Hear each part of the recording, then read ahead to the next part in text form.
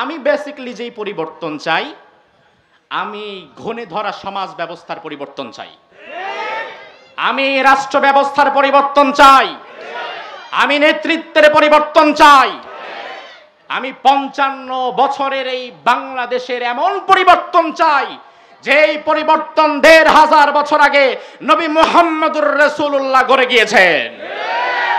ও আমার মুসলমান ভাইরা, আমি সেই পরিবর্তনের কথা বলছি তোমাদের, যেই পরিবর্তন অন্য কোন তন্ত্র মন্ত্রে আসে নাই, যেই পরিবর্তন সমাজতন্ত্রের মাধ্যমে আসবে না, যেই পরিবর্তন জাতীয়তাবাদের মাধ্যমে আসবে না, যেই পরিবর্তন স্বৈরতন্ত্রের মাধ্যমে আসবে না, যেই পরিবর্তন গণতন্ত্রের মাধ্যমেও আসবে না, যেই পরিবর্তন আসবে শুধুমাত্র কোরআন এবং সুন্নাহর ভিত্তিতে, যেই সমাজ প্রতিষ্ঠা করেছিলেন মুহাম্মদুর রাসূলুল্লাহ 1500 বছর আগে। এমন একটি পরিবর্তন আমরা সবাই চাই। আপনারা কি চান? এবার যদি আমরা কোরআনকে প্রশ্ন করি, তাহলে কোরআন সেই পরিবর্তনের জন্য আমাদের কি করা লাগবে? কোরআন আমাদের জানিয়ে দিচ্ছে, ইন্নাল্লাহা লা ইউগাইয়িরু মা বিকওমিন হাত্তা ইউগাইয়িরু মা বিআনফুসিহিম। আমরা সবাই আল্লাহরে বলি, আল্লাহ পরিবর্তন দাও, আল্লাহ শান্তি দাও, আল্লাহ সুখ দাও, আল্লাহ দুর্নীতি বন্ধ করো, আল্লাহ আত্মবাসিনা, আল্লাহ জালিম সরাও, আল্লাহ স্বৈরাচার সরাও। আল্লাহ বলে, বান্দা কোরআনের কাছে যাও। কোরআন খুলেন, কোরআন আপনাকে বলছে, যেই জাতির লোকেরা, ভালো করে বোঝেন কোরআনের কথা, যেই জাতির লোকেরা নিজেদের ভাগ্যের জন্য নিজেরা সচেষ্ট হয়ে না দাঁড়ায়, যেই জাতির লোকেরা নিজেদের ভাগ্যের পরিবর্তনের জন্য নিজেরা না দাঁড়ায়, আল্লাহ তাআলা কোনোদিন ওই জাতির ভাগ্যকে পরিবর্তন করে না। এটা কোরআনের কথা।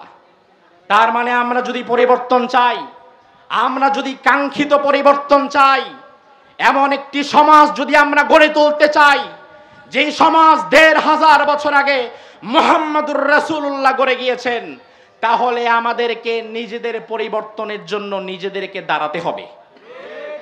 কথা কোন ঠিক কিনা? নিজেদেরকে সচেষ্ট হওয়ার দরকার আছে না নাই? বিক্রি হয়ে যাওয়া যাবে? বিক্রি হয়ে যাওয়া যাবে? তার কারণ আমার ভাইরা, কোরবানির বাজারে আজ একটা নরমাল ছাগল কিনতে গেলেও 15-20 হাজার টাকা লাগে, লাগে না? একটা ছাগল কিনতে গেলে 20-25 হাজার টাকা লাগে।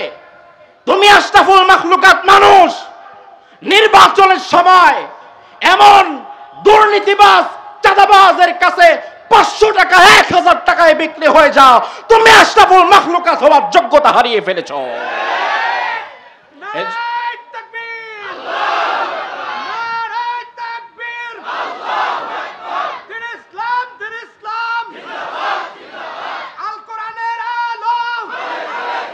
আগামীর বাংলাদেশে আমরা যারা পরিবর্তন চাই, কোরআনের এই মেসেজ অনুযায়ী আমাদেরকে দাঁড়াতে হবে, আমাদেরকে এক থাকতে হবে।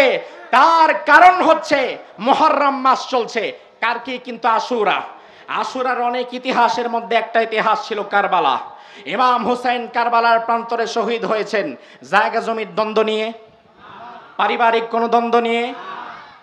ইমাম হুসাইন কারবালার ময়দানে নিজের জীবন দিয়েছেন, শাহাদাত বরণ করেছেন শুধুমাত্র আল্লাহর জমিনে আল্লাহর বিধান কায়েমের লক্ষ্যে। ইমাম হুসাইন বলতে চেয়েছিলেন, ইয়াজিদ তুমি যে এই পদ্ধতি অবলম্বন করছো এটা সঠিক না, জমিন যার আইন চলবে, সে আল্লাহ তাআলার আইন চলবে। আল্লাহর আইন জমিনে চলার জন্য ইমাম হুসাইন কারবালার ময়দানে শহীদ হয়েছেন। ও আমার জাতি, আমি আজ আপনাদের সর্বশেষ কথা বলে যাই, নিজেদের ভাগ্য পরিবর্তনের জন্য সবার আগে রাষ্ট্রের কর্ণধারদেরকে পরিবর্তন করতে হবে।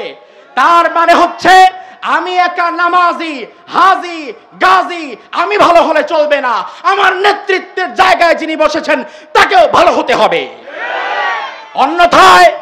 অন্যথায় গাড়ির সিটে 50টা সিট, 50টা সিটে যাত্রী বেশে যারা বসেছে সবাই ভালো, হাজি, গাজী, নামাজি, রোজাদার সবাই তারা গাড়িতে যাত্রী বেশে গাড়িতে বসেছে, কিন্তু ওই গাড়ির ড্রাইভিং সিটে বসেছে একজন মাতাল।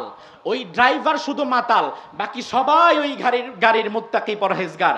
এবার আপনারা বলেন তো, ড্রাইভিং সিটে যদি মাতাল বসে, এই গাড়িটা কি ঢাকা থেকে ছেড়ে দিলে কক্সবাজার যাবে না খাদে যাবে? কোথায় যাবে? তার কারণ কি? ড্রাইভিং সিটে। এখন আপনি যতই ভালো হন, আল্লাহওয়ালা হন, টুপিওয়ালা হন, দাড়িওয়ালা হন আর তসবিওয়ালা হন, যদি নেতৃত্বের জায়গায় ইয়াজিদের মতো কাউকে বসায় রাখেন, আপনার গাড়িও কিন্তু খাদে যাবে। এজন্য নেতৃত্বের জায়গায় পরিবর্তন করতে হবে, আমাদেরকে প্রতিজ্ঞাবদ্ধ হতে হবে।